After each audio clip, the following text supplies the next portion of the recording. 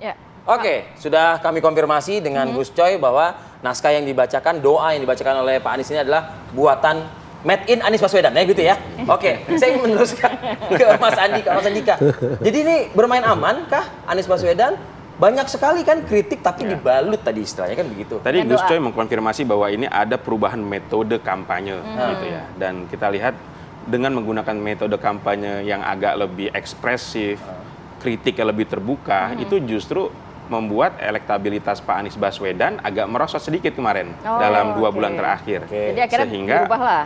ketika hari ini itu menjadi bagian dari evaluasi, perlu loh merubah model kampanye yang agak lebih soft tapi tetap menghadirkan substantif perubahan di situ. Jadi itu saya pikir juga berangkat dari kesadaran Pak Anies untuk bisa mendongkrak elektabilitasnya. Itu yang pertama ya, Mas. Efek dari hal itu kepada mungkin publik, partisan dan lain sebagainya? Ya jelas, Lebih bisa kalau diterima. dilihat dari struktur pemilih masyarakat Indonesia secara sosiologis terutama, relatif masyarakat Indonesia itu lebih banyak yang berada di kelompok tengah. Ya. Kelompok tengah itu adalah kelompok yang tidak suka berkonflik, tidak terlalu katakanlah religius, juga tidak terlalu nasionalis tapi anti religius. Nah ini kelompok inilah yang besar, Mas. Sehingga narasi-narasi model-model kampanye yang halus ya, yang dikemas dengan doa itu juga bagian dari strategi Pak Anies untuk bisa menggrab kelompok pemilih tengah tersebut. Itu sasaran untuk para pemilihnya. Ya. Nah, cuma kita lihat ke dalamnya nih, gitu loh ya kan. Di acara ini acara Partai Nasdem. Ya. Nah, dengan balutan-balutan kalimat yang soft ya, dengan dibalut doa seperti itu, ya toh juga nggak salah ya Gus ya, gitu kan. Cuman adakah indikasi juga bahwa saya yakin lah Partai Nasdem juga memiliki intelijen politiknya yang luar biasa. Hari ini kita tahu nih di istana nih ada pelantikan gitu ya kan. Nah, kita tidak tahu apakah memang masih ada 2 kursi tersisa dari Partai Nasdem yang ada di pemerintahan. Anda melihat hal ini juga nggak sih, halus ini efek juga dari yang kurang dari 24 jam akan juga berlangsung di istana begitu? Ya, saya melihat bahwa gaya komunikasi Pak Anies yang sangat halus itu juga bagian dari upaya untuk menghormati Partai Nasdem yang per hari ini masih menjadi bagian dari koalisi di pemerintahan. Agak tidak elok kalau terlalu ekspresif, konfrontatif, masih di dalam. Ya. Sementara Nasdem masih menjadi bagian dari koalisi pemerintahan. Berbeda ketika Pak Anies saat itu berpidato di PKS, sangat terbuka, mengkritik ekonomi, mengkritik infrastruktur, jalan dan sebagainya. Tapi di Partai Nasdem karena ini bagian dari koalisi pemerintah agak lebih halus. Nah, tentu juga Partai Nasdem pasti dugaan saya nih, Gus sudah memberikan rambu-rambu kepada Pak Anies ya, karena entah Pak Jokowi yang menunggu pidato dulu baru reshuffle ya, atau Pak Anies, Pak Surya Paloh sudah mengetahui besok ada reshuffle. Ya. Kita tidak tahu yang mana. Mas Andika pikirnya yang mana nih? Saya menduga Pak Jokowi memang ada rencana reshuffle, tapi menunggu terlebih dahulu konten orasi Pak Surya Paloh dan Pak Anies Baswedan. Kalau masih halus ya mungkin tidak di reshuffle keduanya ya. Tapi tadi kabarnya ada 1 ya. Tapi kita tidak tahu ya. Pertanyaan Gus gimana? Kira-kira begitu Gus. Sudah nggak kita pikirin lagi. Nggak, artinya begini Gus, dengan soft dan halusnya, dengan dibalut doanya tadi itu, apakah itu juga salah satu cara juga Gus gitu loh? Karena istana pun juga sedang menimang-nimang juga. Gitu. Nggak ada urusannya dengan istana. Nasdem membebaskan kepada Anies untuk menggunakan cara apa saja. Narasi, isi dalam doa, atau narasi secara langsung, itu terserah Anies. Karena kita yakin memilih Anies itu seseorang yang selain punya kapasitas intelektual, pengetahuan, pengalaman, rekam jejak, sekaligus akhlak, karakter. Tidak meledak-ledak, karakter yang memang landai, gitu kan? Santun, sopan. Ini kan beda. Ini kan agak beda. Ini manusia ini agak beda ini. Nah, kita sadar itu sehingga kita lepas. Nggak ada kita ngasih saran-saran. Ini harus keras.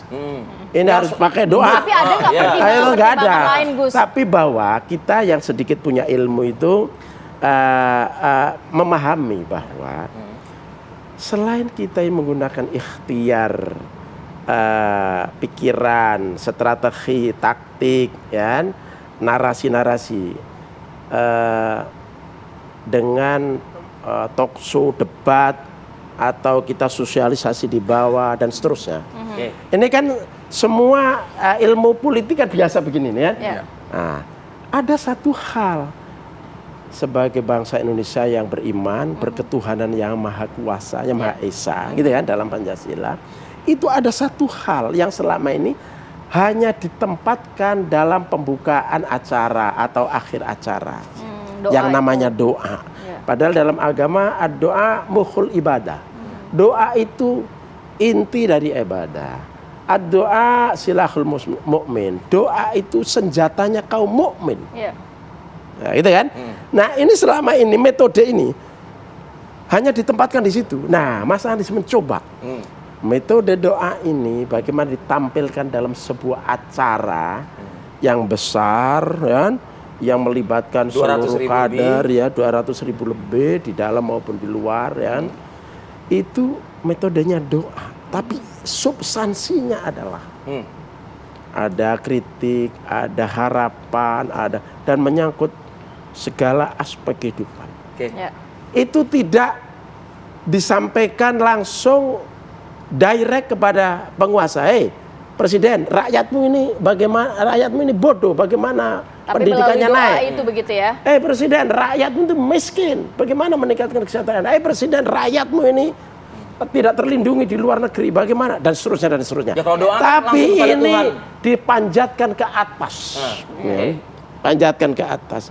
Bagaimana atas namanya Allah Subhanahu Wa Taala itu kan supaya tembus ke Sidratul Muntaha itu, kemudian merealisasi, menyadarkan pada seluruh elit-elit negara bangsa ini, presiden sampai ke bawah, gitu ya. Jadi ini cara yang luar biasa, cara yang cerdas, cara yang religius, cara yang sangat sebetulnya sangat sosiologis sekali. Saking cerdasnya juga orang jadi menafsirkannya begini, baca doa begitu ramai-ramai, ya termasuk juga ini hari Senin ini kan dak-dikduk juga nih gitu loh ibaratnya. Gak ada kaitannya. Gak ada kaitannya juga. Gak ada. Tapi Gus Dur tadi sempat dikatakan Mas Andika bahwa juga ada mungkin pertimbangan lain seperti faktor elektabilitas. Apakah itu juga menjadi pertimbangan begitu dari Anies Baswedan? Enggak juga, saya kira enggak. Kita tidak, ini soal ini aja, soal kita ini punya perangkat ilmu pengetahuan, kita coba terapkan, gitu kan, terapkan. Tidak langsung saya kira, wah ini harus meningkatkan elektabilitas dengan cara doa, enggak lah, enggak. Kita punya banyak pengetahuan, sisi ini gimana, sisi ini gimana, sisi ini kan, kita coba terapkan, begitu kan.